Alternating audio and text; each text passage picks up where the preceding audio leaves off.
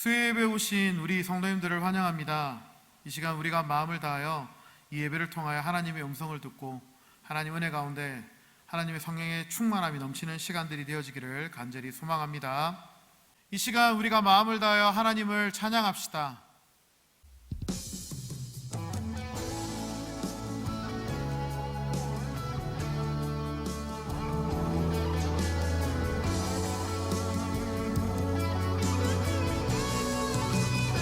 내게 허락하신 시련을 통해 나의 믿음 더욱 강하게 자라나고 험한 삶과 골짜기 지나는 동안 주께 더 가까이 나를 이끄시네. 내가 겪는 시험이 어렵고 힘겨워도 내 주님보다 크지 않네. 내 앞에 바다가 갈라지지 않으면 주가 나로 바다 위 걷게 하리. 나는 믿네. 주의 능력으로 내 삶 새롭게 되리. 나는 믿네. 주의 능력으로 담대히 나가리라. 주와 함께 싸워 승리하리라. 날마다 믿음으로 나 살아가리.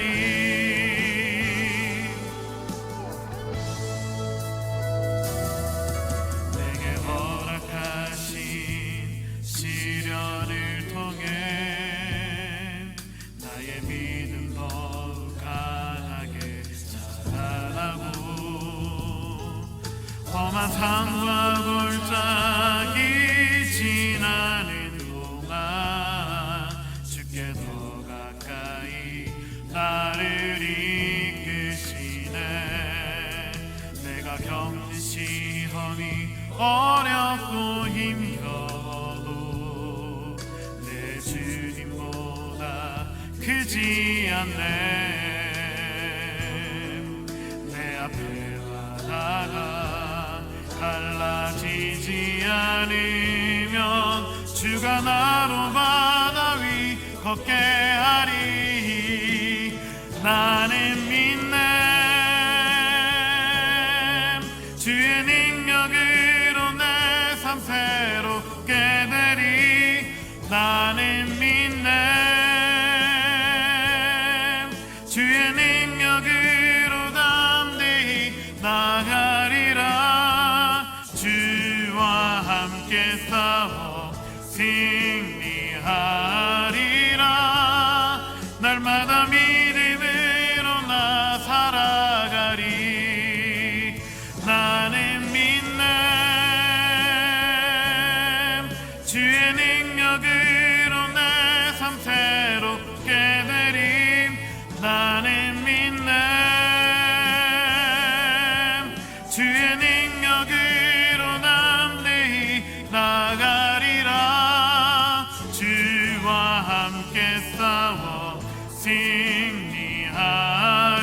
승리하리라. 날마다 믿음으로 나 살아가리. 믿음으로 나 살아가리.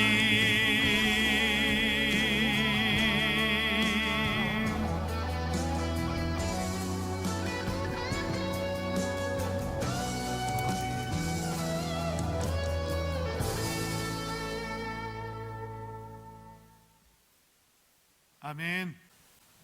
오늘 하나님의 말씀 요한복음 6장 1절에서 15절까지 말씀입니다. 요한복음 6장 1절에서 15절까지 말씀입니다. 제가 봉독해 드리겠습니다. 그 후 예수께서 디베랴의 갈릴리 바다 건너편으로 가심에 큰 무리가 따르니 이는 병자들에게 행하신 표적을 보았음이러라. 예수께서 산에 오르사 제자들과 함께 거기 앉으시니 마침 유대인의 명절인 유월절이 가까운지라 예수께서 눈을 들어 큰 무리가 자기에게로 오는 것을 보시고 빌립에게 이르시되 우리가 어디서 떡을 사서 이 사람들을 먹이겠느냐 하시니, 이렇게 말씀하심은 친히 어떻게 하실지를 아시고 빌립을 시험하고자 하심이라. 빌립이 대답하되 각 사람으로 조금씩 받게 할지라도 200데나리온의 떡이 부족하리이다. 제자 중 하나 곧 시몬 베드로의 형제 안드레가 예수께 여짜오되 여기 한 아이가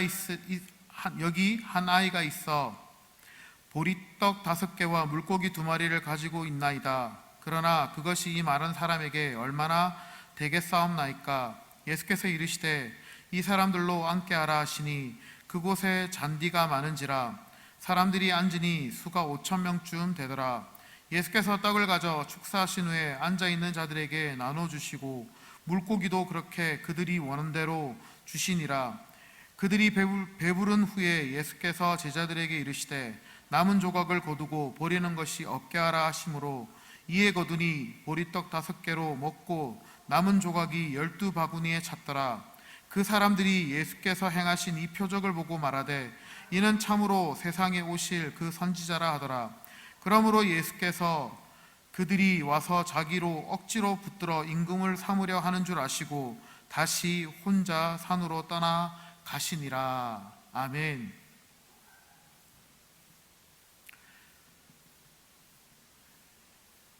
흔히 성경을 이야기할 때 성경은 예수님에 관해 쓰여진 책이라고 합니다.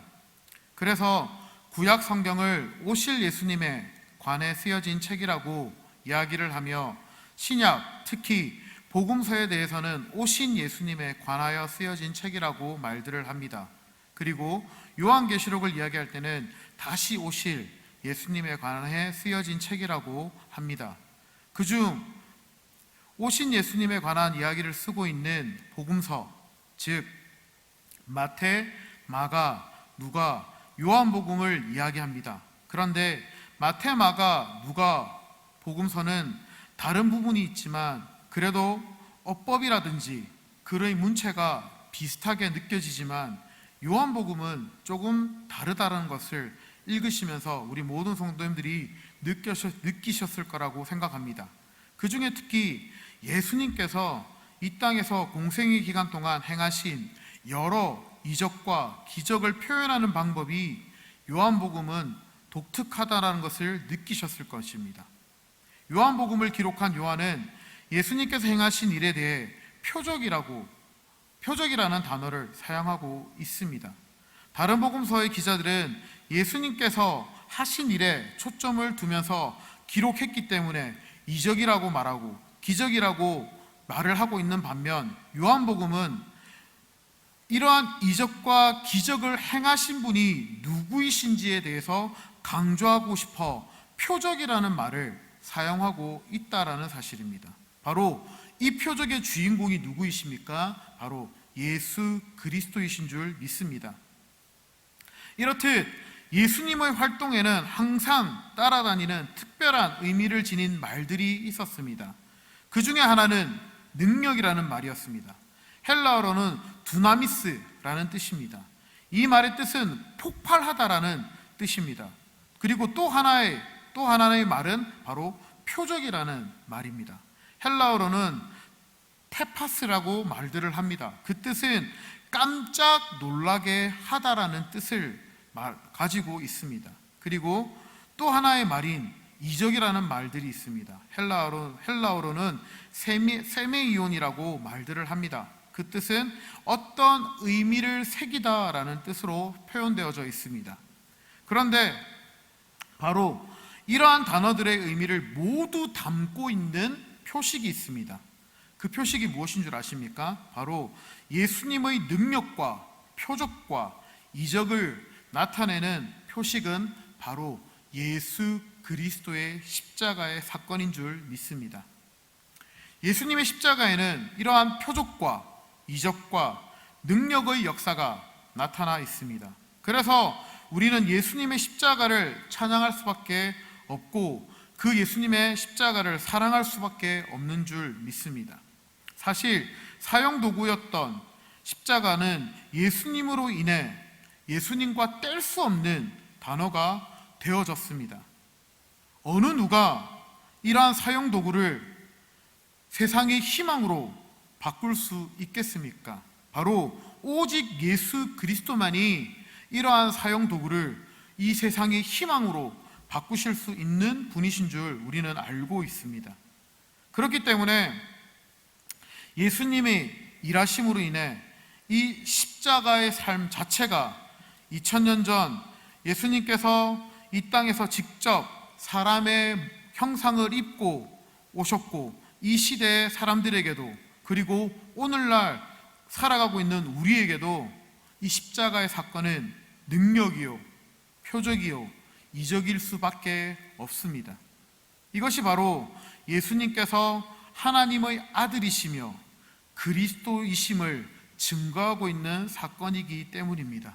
그래서 우리는 이러한 예수님을 나의 구원자, 나의 주인으로 고백해야 하고, 이러한 고백으로 말미암아 우리는 이 땅을 하나님의 자녀로서 삶을 살아갈 수 있게 되어진 줄 믿습니다.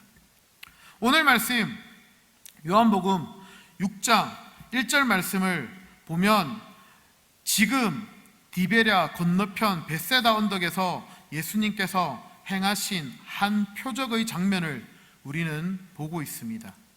우리가 너무나도 잘 알고 있는 사건, 바로 오병이어의 현장 가운데 우리가 와 있다는 것입니다. 예수님께서는 보리떡 5개와 물고기 2마리를 가지고 5,000명의 장정을 먹이시는 표적의 현장 가운데 지금 우리를 부르고 있습니다. 그리고 5,000명이 다 먹고 난 이후에 그 후에 남은 조각을 거두어드리라고 하였더니 12바구니에 가득 차 있는 사실을 우리는 보고 있습니다. 여기서 바구니는 일종의 광주리를 뜻합니다. 물주전자와 같이 목이 가늘고 밑이 넓고 길고 둥글게 되어진 모양을 말합니다. 주로 나무들의 가지로 만든 것인데, 유대인들은 주로 이동하면서 사는 유목 생활을 했던 자들이기 때문에 그들에게 가장 필요한 것이 2가지가 있었다고 합니다. 첫 번째는 바로 마른 풀로 만든 침상용 자리이고, 또 한 가지는 얼마에 먹을 것을 담아가지고 다니는 바구니가 필수품이었다고 합니다. 왜 그랬을까요? 바로 유대인들의 균례 가운데 부정한 음식을 먹을 수 없다는 법이 있기 때문에 그들은 언제나 그들이 먹을 음식을 휴대하고 다닐 수밖에 없었습니다. 그렇기 때문에 그들에게 필요한 것은 그러한 음식을 담아서 다닐 수 있는 바구니가 필수일 수밖에 없었습니다. 예수님의 제자들도 예외 없이 이 바구니를 가지고 다녔다라고 우리는 볼 수 있습니다. 다른 역사서를 통해 알 수 있는 사실은 당시 로마인이나 헬라인들이 이렇게 바구니를 들고 다니는 유대인들을 보고 비웃거나 조롱거리로 삼기도 했다고 합니다. 오늘 말씀 요한복음 6장 13절 말씀 제가 읽어드리겠습니다. 이에 거두니 보리떡 5개로 먹고 남은 조각이 12바구니에 찼더라 라고 되어져 있습니다. 더 이상 담을래야 담을 수 없는 상태가 되었음을 말씀해주고 있습니다. 또한 이들이 모여있는 이때가 언제라고 이야기하고 있습니까? 바로 4절 말씀에 유대인의 명절 유월절이 가까이 와 있다는 시기를 말해주고 있습니다. 그래서 온 팔레스타인 땅에 흩어져 있던 유대인들이 이 명절을 지키기 위해 예루살렘으로 모여드는 상황이었다는 것을 우리는 알 수 있습니다.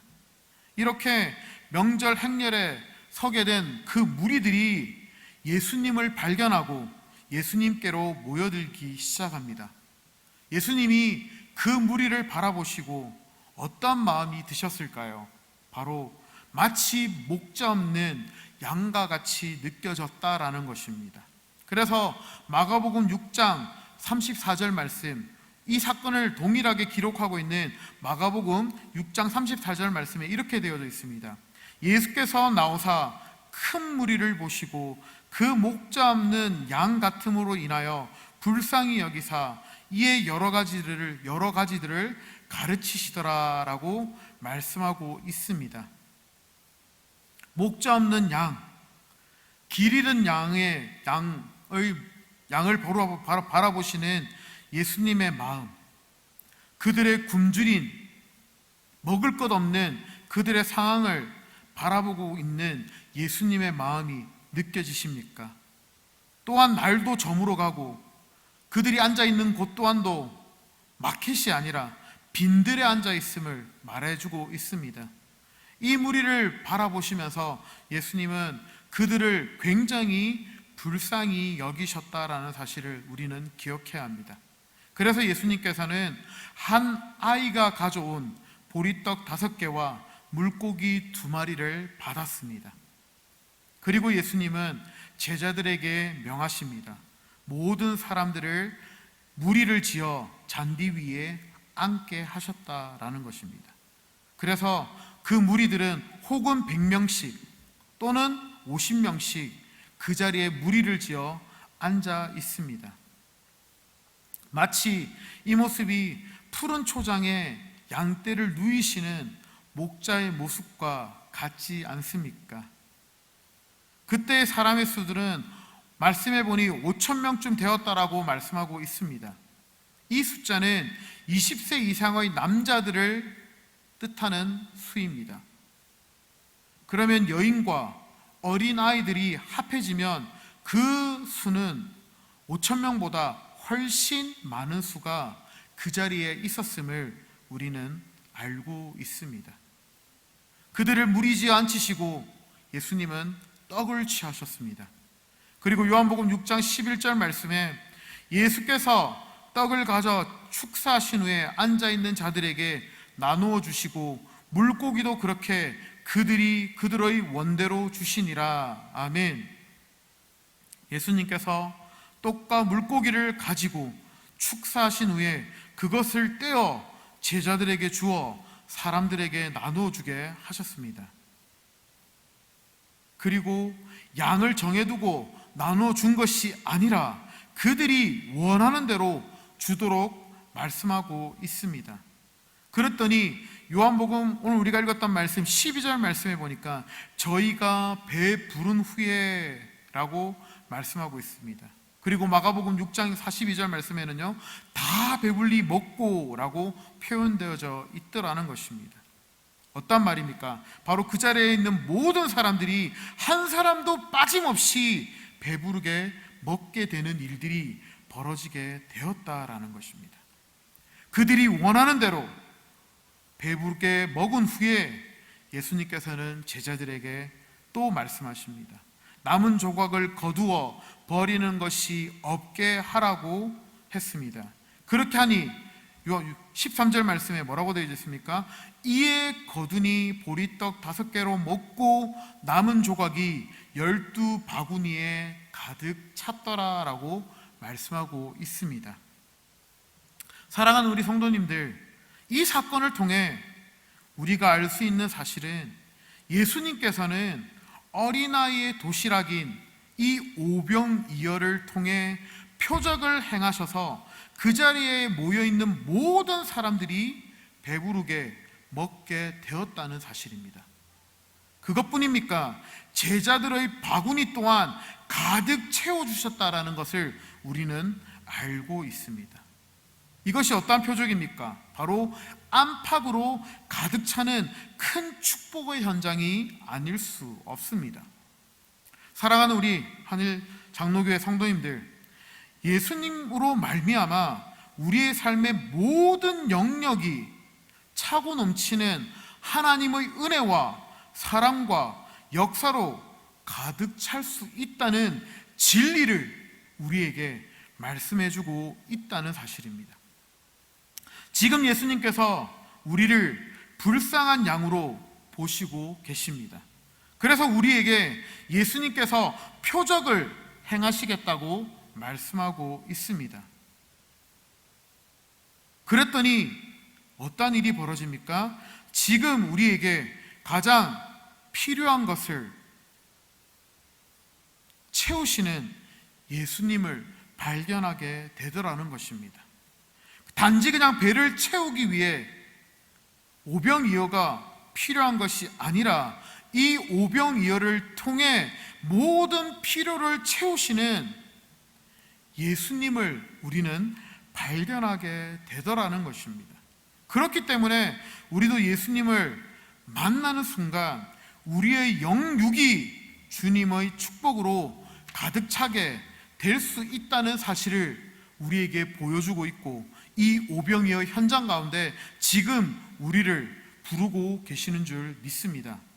이렇듯이 오직 예수 그리스도만이 우리의 모든 삶의 필요를 채울 수 있는 분이심을 고백하며 그분만을 믿고 따라가는 우리의 모든 삶이 되어지시기를 간절히 소망합니다. 그리고 요한복음 6장 13절 말씀, 이에 거두니 보리떡 5개로 먹고 남은 조각이 12바구니에 찼더라 라고 말씀하고 있지 않습니까? 이 말씀을 통해 우리가 알 수 있는 것은 단지 어린아이의 한 끼의 식사인 보리떡 5개와 물고기 2마리가 예수님으로 인해 수많은 사람들이 먹을 수 있는 양이 되었다는 것입니다. 비록 어린아이의 헌신에 불과했지만 중요한 사실은 이 한 끼의 식사가 누구의 손에 들려 있느냐에 따라 그 결과는 엄청나게 달라졌다는 사실입니다.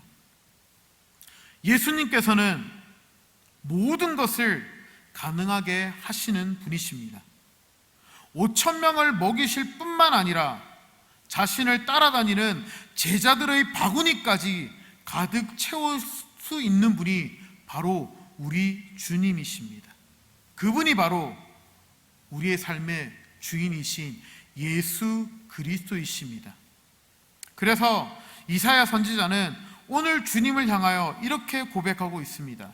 이사야서 65장 24절 말씀에 그들이 부르기 전에 내가 응답하겠고 그들이 말하기 전에 내가 들을 것이며. 아멘. 사랑하는 우리 성도님들, 우리가 구하기 전에 이미 우리 주님께서는 다 알고 계시고 응답하시겠다고 약속하고 있습니다. 그리고 또 무엇이라고 말하고 있습니까? 우리의 기도가 끝나기 전에 이미 들어주실 것에 대해서 약속하고 있는 말씀이지 않습니까? 이 약속을 붙들 수 있기를 바랍니다. 5,000명의 장정들과 수많은 무리들을 배부르게 한 떡, 12명의 제자들의 바구니 속에 가득 차 있는 그 떡은 바로 예수님의 표적이었습니다.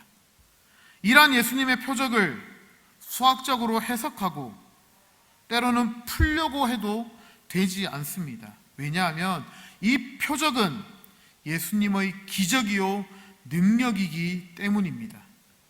그리고 아무리 과학적으로 증명하려고 한다 할지라도 사실은 이해되지 않는 부분입니다. 왜냐하면 이 사건은 바로 믿음의 사건이기 때문입니다. 이 오병이어의 역사를 통해 우리가 알 수 있는 또 다른 사실 하나는 예수님께서 직접 자신의 몸을 향하여 말씀하신 생명의 떡이라는 사실을 삶의 현장 가운데 증명하고 있다는 것을 우리는 알 수 있습니다. 그래서 요한복음 6장 35절 말씀에 예수께서 이르시되 나는 생명의 떡이니 내게 오는 자는 결코 줄이지 아니할 터요 나를 믿는 자는 영원히 목마르지 아니하리라. 아멘. 사랑하는 우리 성도님들, 예수님이 우리의 삶의 생명의 떡이심을 믿으십니까? 그러한 예수님과 날마다 함께하며 동행하는 우리 모든 성도님들의 삶이 되어지기를 간절히 소망합니다.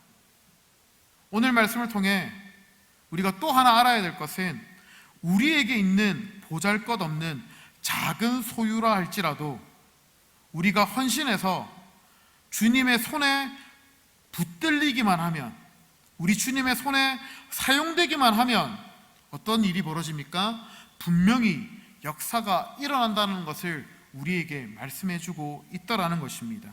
이 역사로 인해 우리의 마음에 주님의 은혜가 가득 차게 될 것이고, 우리의 삶이 하나님의 사랑으로 풍성해지게 될 것이며, 우리의 삶뿐만 아니라 우리를 통해 우리 주위에 있는 모든 자들이 하나님의 은혜와 축복을 누리게 될 줄 믿습니다.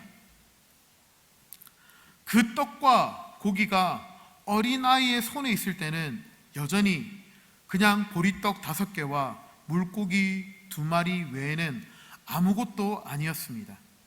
그러나 그것이 예수님께로 들려졌을 때, 예수님 손에 쥐어졌을 때, 그 자리에 모여있던 모든 자들의 배를 채우는 일이 벌어졌고, 그리고 예수님을 따라다녔던 12 제자들의 빈 바구니까지 가득 채우는 역사가 일어나지 않았습니까?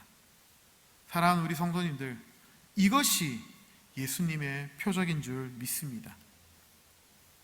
예수님께서 일하시니 불어나게 되더라는 것입니다. 그래서 천지창조 이후에 성경에 나타난 모든 이적과 기적은 이미 창조한 것을 가지고 불어나게 하는 역사를 나타내는 것인 줄을 우리는 알고 있습니다. 하나님께서는 갈대 상자에 울고 있는 어린 모세의 눈물을 사용해서 애굽 왕 바로의 딸의 마음을 감동시키셨습니다. 그리고 하나님께서는 모세의 지팡이를 이용해 애굽의 여러 가지 이적을 나타내셨고, 또 하나님께서는 다윗의 작은 물맷돌을 사용하셔 블레셋 거인 골리앗을 이기게 하시지 않으셨습니까? 그리고 하나님께서는 한 움큼 남은 가루와 조금 남은 기름으로 구운 떡으로 말미암아 하나님의 사자인 엘리야의 입에 넣어준 사르밧 과부의 가족을 죽음의 위기에서 축복으로 바꾸는 일을 하시는 우리 하나님, 또한 하나님께서는 한 나뭇가지를 사용해 마라의 쓴물을 달게 만들어 애굽을 떠나 가나안 땅으로 향해 가는 자기 백성의 목마름을 해결해 주시지 않으셨습니까? 또한 하나님께서는 한 무화과 열매를 사용하여 히스기야의 종기를 낫게 해주시지 않으셨습니까? 그리고 우리 주님께서는 사람의 발을 씻기는 물을 사용하여 값진 포도주를 만들어 잔치집을 풍족하게 만들었다는 사실을 우리는 말씀을 통해 너무나도 잘 알고 있습니다. 사랑하는 우리 성도님들, 여기 한 어린아이의 손에 있는 보리떡 5개와 물고기 2마리는 불어나게 하시는 하나님의 표적으로 사용되었던 것입니다.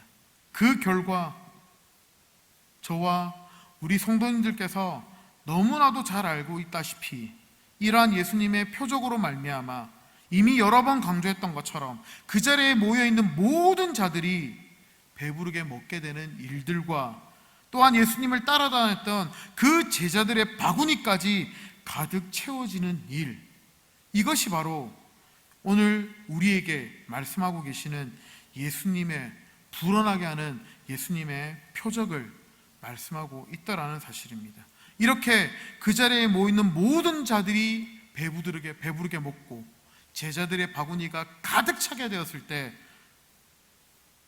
불어나는 역사는 멈추더라라는 것입니다. 주님의 공급하심은 그 백성들의 필요가 다 채워졌을 때 멈추었다라는 사실을 우리는 기억해야 합니다. 엘리사 선지자의 제자의 아내가 찾아와 그 제자가 죽게 된 것에 대해 자기를 돌봐달라고 하는 그 여인을 향하여 엘리사는 그릇을 준비하라고 말을 합니다. 열왕기 하 4장 6절 말씀 제가 읽어드리겠습니다. 그릇에 다 찬지라 여인이 아들에게 이르되 또 그릇을 내게 가져오라 하니 그들이 이르되 다른 그릇이 없나이다 하니 기름이 곧 그쳤더라.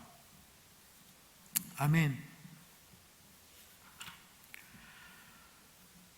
우리 성도님들, 우리 주님의 역사는 이러한 방식으로 일어난다는 사실을 우리가 기억하길 바랍니다.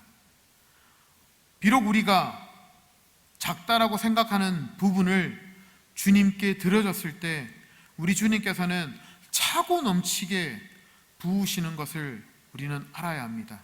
그리고 이 사실을 알고 우리의 모든 삶을 우리 예수님께 내어드릴 수 있는 저와 우리 성도님들의 삶이 되어지기를 간절히 소망합니다. 다시 한번 말씀으로 돌아가 보겠습니다. 요한복음 6장 12절 말씀입니다. 그들이 배부른 후에 예수께서 제자들에게 이르시되 남은 조각을 거두어 버리는 것이 없게 하라. 13절 말씀입니다. 이에 거두니 보리떡 5개로 먹고 남은 조각이 12바구니에 찼더라. 아멘. 여기서 12바구니에 있는 떡은 남은 조각들이었습니다. 버리지 않고 모은 것들이었습니다. 그 이유는 우리 주님께서 버리는 것이 없게 하라고 말씀하셨기 때문입니다. 다시 말하자면 먹고 남은 부스레기를 버리지 말고 다시 모으라고 했던 것입니다. 이 사건을 통해 하나님께서 지금 우리에게 강조하고 싶은 것은 무엇이냐면 바로 예수님께서 베풀어 주신 축복에 대한 소중함과 귀중함을 알아라라고 말씀하고 있습니다. 왜 버리지 말라라고 하셨을까요? 첫 번째는 11절 말씀입니다. 예수님께서 떡을 가져 축사하시니 후에 앉아있는 자들에게 나눠주고 물고기도 그렇게 그들의 원대로 주시니라. 바로 우리 주님께서 축사하셨기 때문에 버리지 말라라고 말했던 것입니다. 그래서 바울은 주님께로부터 온 것을 감사함으로 받으면 버릴 것이 없다라고 말하고 있지 않습니까? 오늘 우리는 가장 중요한 내용이 예수님께서 떡을 가지고 축사했다는 사실을 기억해야 합니다. 그렇기 때문에 우리 주님의 은혜를 헛되이 여기거나 헛되이 받아서는 안 된다는 사실을 우리가 기억할 수 있기를 바랍니다. 주님의 축복으로 불어나게 하시는 은혜라도 오늘 우리에게 예수님께서 그 은혜를 기억하고 잊어버리지 말라라고 말씀하고 있다라는 사실입니다. 그래서 두 번째는 예수님의 축복을 뭐하지 말라? 잊어버리지 말라라는 것입니다. 흔히 어른들이 하시는 말로 화장실 갈 때 마음과 나올 때의 마음이 다르다라고 말들을 하지 않습니까? 사람들은 배고플 때는 그 배고픔을 채우기 위해 간절함으로 무엇인가를 찾습니다. 하지만 배부른 후에는 배고플 때를 곧잘 잃어버리고 맙니다. 그리고는 배고팠을 때 받은 은혜와 감사를 쉽게 잊어버리고 마는 것이 우리 인간입니다. 그래서 우리 주님께서는 이같이 받은 은혜를 감사함으로 계속적으로 그 감사함을 유지하기 위해 그 남은 조각들을 거두어 표적으로 남기신 것입니다. 그리고 세 번째는 그 축복에 대해서 감사하는 삶이 되어지기를 바라기 때문에 그 조각을 다시 거두어 들이신 줄 믿습니다. 알고 보면 바구니에 가득 차 있는 떡은 예수님의 감사의 결과가 아닐 수 없다라는 것, 오늘 말씀을 통해 우리는 너무나도 잘 알고 있습니다. 그래서 제자들의 바구니에 예수님의 감사로 가득 채워졌다라는 것입니다. 이렇게 우리의 삶 가운데 하나님의 역사와 예수님의 표적이 나타날 때 우리 또한도 그 표적으로 말미암아 매일의 삶 가운데 하나님 앞에 감사하며 살아갈 수 있는 우리의 삶이 되어지기를 간절히 소망합니다. 그래서 기억하고 잊지 말고 감사할 수 있는 우리의 삶이 되어지기를 간절히 소망합니다. 사랑하는 우리 성도님들, 베세다 언덕 해는 점점 저물어가고 있습니다. 예수님께로 모인 수많은 군중들이 배를 굶주리고 피곤해하고 있습니다. 그들을 바라보시는 우리 예수님은 그들이 마치 목자 없는 양과 같이 보입니다. 그래서 주님은 저들에게 긍휼함과 사랑을 느끼시고 그 순간 한 아이가 가지고 있었던 보리떡 5개와 물고기 2마리를 가지고 예수님께서는 그 자리에 모이는 모든 자들을 먹이시고 예수님을 따라다니는 그 제자들의 바구니 또한도 가득 채우는 표적을 행하셨습니다. 이러한 축복이 우리와 함께 있다는 사실을 믿으시기를 바랍니다. 예수님의 표적과 능력은 멀리 있는 것이 아니라 바로 지금 우리에게 행하시는 예수님의 역사와 표적인 줄 믿습니다.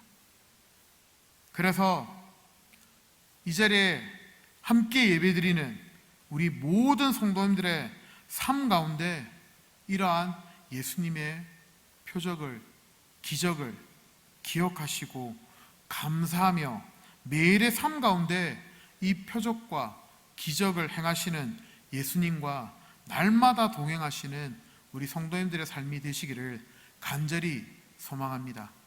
기도하겠습니다. 사랑거래가 많으신 하나님, 너무나도 감사합니다. 아버지 하나님, 말씀을 통하여 우리로 하여금 이 오병이어의 현장 가운데 불러주시니 너무나도 감사합니다. 예수님, 마치 우리 지금의 삶의 모습이 예수님 주위에 모여있던 마치 목자 없는 양과 같은, 길을 잃어버린 양과 같은 그러한 무리의 삶이 우리의 삶인 줄 믿습니다. 지금 우리에게 가장 필요한 것은 단지 배부름을 채우는 오병이어가 아니라 그 보리떡 5개와 물고기 2마리를 가지고 하나님 그 자리에 모이는 모든 자들을 먹이실 뿐만 아니라 또 예수님을 따라다녔던 제자들의 바구니까지도 채우셨던 그 예수님의 표적의 현장 가운데 우리를 불러주시고 예수님을 발견하게 하여 주시고 예수님을 만나게 하여 주시니 너무나도 감사합니다. 아버지 하나님, 예수님으로 말미암아 생명의 떡으로 말미암아 우리가 이 땅을 살아갈 때에 굶주리지 아니하고 하나님 충만함과 형통함으로 우리를 부르셨던 그 하나님의 사랑 가운데 날마다 나아가는 저와 우리 성도님들 되게 하여 주시고 우리뿐만 아니라 우리 주위에 있는 모든 자들 또한도 우리를 통하여 이러한 예수님의 표적을 함께 보며 누릴 수 있는 삶이 되어질 수 있도록 우리를 붙들어 주시옵소서. 아버지 하나님, 언제나 우리를 통하여 우리의 작은 헌신을 통하여 하나님의 놀라운 역사 가운데 쓰임받는 저와 우리 성도님들의 삶이 되게 하여 주시옵소서. 이 모든 말씀 지금도 살아서 역사하시는 우리 주 예수 그리스도 이름으로 기도드렸습니다. 아멘. 주님이 가르쳐주신 기도로 예배를 마치도록 하겠습니다. 하늘에 계신 우리 아버지여, 이름이 거룩히 여김을 받으시오며 나라에 임하옵시며 뜻이 하늘에서 이루어진 것 같이 땅에서도 이루어지다.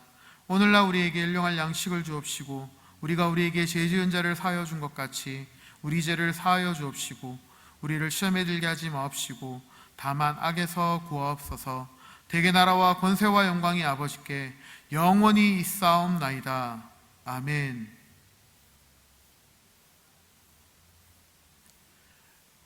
예배를 마쳤습니다.